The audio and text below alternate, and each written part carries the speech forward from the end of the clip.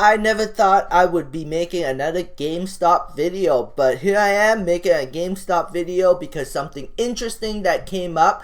I would appreciate a thumbs up for this video. You don't have to give it to me if you don't want to. So recently, this came in. This is big news. I didn't know this. This is some kind of new information to me.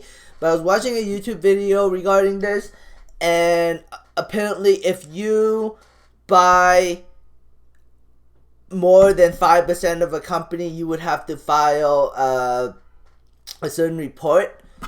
And according to this, RC Ventures LLC bought 9% of the company, and the biggest guy in there was Ryan Cohen.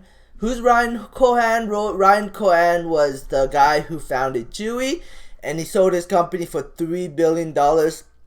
On top of that, he's been doing pretty good in his investments. Like, he's made a ton of money off Apple, and I'm not sure what his other investments are, but he's been making a lot of money lately. So let's quickly get into the GameStop charts. So right now, from a technical point of view, GameStop chart is looking very bullish. The stock looks like it's breaking out, but you know, I don't know. Like, I still, when I look at GameStop's future, there's a lot of uncertainty in its future that, you know, makes me hesitant. And then on top of that, it also has a huge short interest, which could turn into a big short squeeze. Right now, about 55.69 million shares are shorted as of August 14, 2020.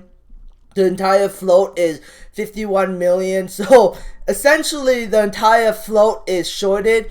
About 85% of the entire outstanding shares is shorted. Why is this a scenario? Why is there such a short position? Probably because short sellers think that long-term GameStop is going bankrupt. But if GameStop manages to turn things around, this could easily cause a big short squeeze to the upside.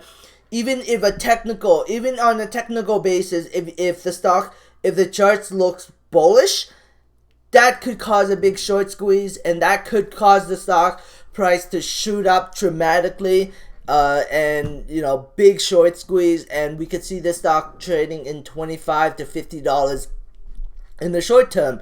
But you know, it's hard to be bullish on it because of the PS5 Digital. GameStop used to be one of my biggest position on. I used to have almost 100,000 shares. I don't know, like, not 100,000 shares. I invested $100,000 into it at around $4. I can't remember how many shares I had, but I remember making a video saying I had 100,000. But I sold it out. And I basically sold it out around here, like $5. So I bought like around here, like $4 and something cents. The stock shot up to $5, pulled back, but then I sold it out at like right around here. And ever since I sold it out, the stock just kept tanking back down, down, and down. I thought it was gonna hit like in the low $3, but it never went that low. And now the stock is starting to grind its way back up. And, you know, it could keep shooting up. It could keep going up. Ryan Cohen, maybe he sees something big in GameStop. Maybe he has insider information. No, actually, if he had insider information, he would go to jail. But maybe he sees something big in the company, and maybe he wants to get involved, and he wants to help turn the company around because he had a big success in Chewy. Maybe, I don't know at the end of the day. I don't know what's going on, but he's bullish, and, you know, shorts might be a little worried, but still, you know, when you have that big of a short position, shorts are going to attempt to manipulate the stock price to the downside. But, you know, if management can prove that, you know, they can turn around their business, There's a huge possibility a short squeeze could happen because the float on GameStop stock is extremely tight, like extremely tight. So there could be a huge short squeeze to the upside, because Michael Berry's an investor, and then Ryan Cohen's an investor, and on top of that, there's only a float of 51 million shares. So that's not a big float, and that could easily cause a huge short squeeze to the upside. But ultimately, we'll see though. No, the biggest reason why I sold was the PS5 Digital. When Sony announced the PS5 Digital, I'm like, GameStop's dead. GameStop is dead. Because you have to think about this logically. Sony is not interested in sharing profits with GameStop. They don't want used games on the market. They want people to buy games on their platform because they make more money that way. GameStop makes when a game gets sold, when a physical game gets sold, GameStop gets about 15% of that profit. Sony gets about 15%. And then 60% goes to the developer. 10% is probably like the cost of the disc, the cost of shipping, the cost of the packaging. But with digital, Sony gets 30%, and the developers get 70% of the profit, and there's no middleman. And GameStop is the middleman right now. So it's in developers.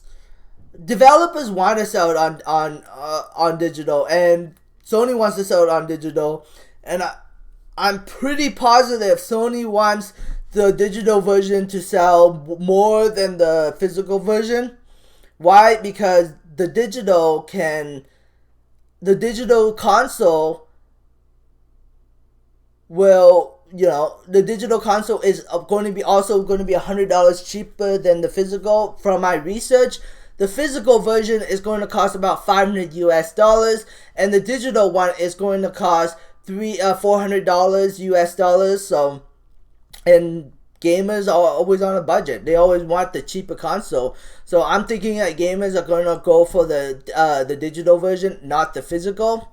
I could totally be wrong. And I think on a manufacturing basis, I think that Sony is going to create more digital PS5s than physical PS5s. They are going to make physical PS5s just to satisfy some of the people who really want a physical and not a digital. But ultimately, I think they're going to produce way more PS5 digitals than they are going to be physical. And then there's also the Xbox Lockcard. They are going to be pricing this at $299. At $299, this thing is going to sell like hotcakes. This is a new next-gen Xbox. It's going to have a weaker GPU, but gamers might not care. Gamers might not care about that 4K experience, and they might go for the cheaper $299 Xbox Lockcard version, which is going to cost $299. And Microsoft also doesn't want people to buy physical. They want people to buy digital. And I think the Lockcard is going to sell much better than the Xbox Series S. That's in my opinion anyways. So it's so hard for me to be bullish because GameStop's biggest business is their used games. When they can't sell used games, I mean, if we look... Okay, so short term, sure. When the new consoles launch, they might make some more revenues because they're selling consoles and people might come in and buy some games, like physical games. But if we look a year to 2 years down the road, Sony is going to literally abandon the physical PlayStation 5, and they're going to bring down the price of the PS5 Digital to $299, and that's going to make it sell like hotcakes. And then the physical, they're gonna still make some of it, but they're gonna price it at $399, and people are gonna come in. They're gonna be like, digital $299. Or a physical $399 version. I think a lot of customers are going to go with the digital PS5 in the future, and used game sales are gonna go down the toilet, and used game sales was GameStop's biggest selling point for their company.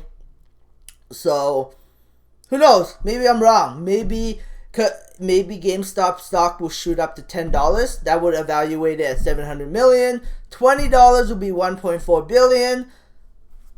That could be a possibility. Nothing is for sure in the markets, but that could be a possibility.